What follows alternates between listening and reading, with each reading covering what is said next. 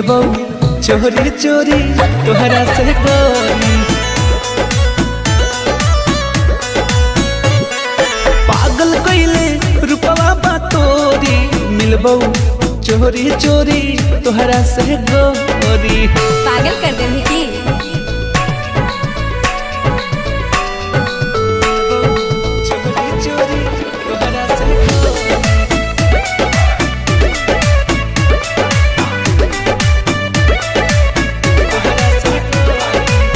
जान हो मिलान होई आज यही शाम के।